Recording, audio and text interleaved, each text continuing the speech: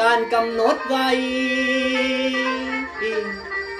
รายการเพลงผ่านไปมาฟังลำหมอลำเลือง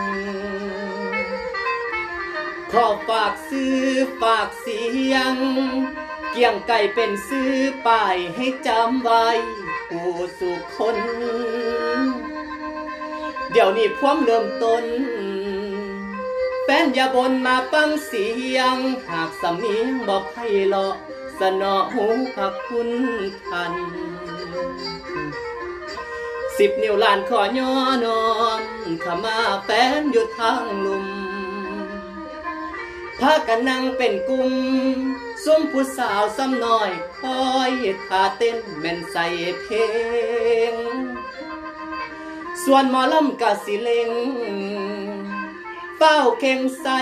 ให้มันจัดมีมัดเด็ดมัดเมาสิเล่าไปในคืน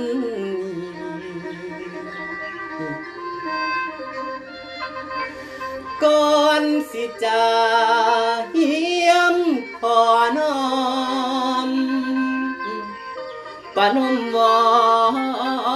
นขมาต่อ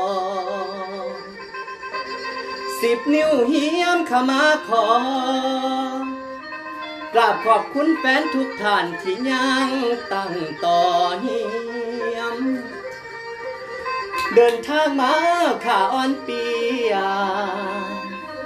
แม่ลาเมื่อยกะยอมอดย้อนอยากให้แฟนฟังมวนสุขคนสมเงินจางเดินทางมาหลายบ้านแม่นอดนอนมาหลายวันใจยังตั้งอยากลำสู่ผู้ฟังเอ้ยไปลำใสเท่าก็อยากมีหมู่ขอเป็นพี่และน้องขอกินข้าวดอกหวมพา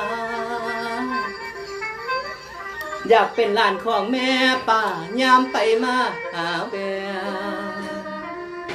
อยากขอเป็นลูกสาวแม่หามาลำ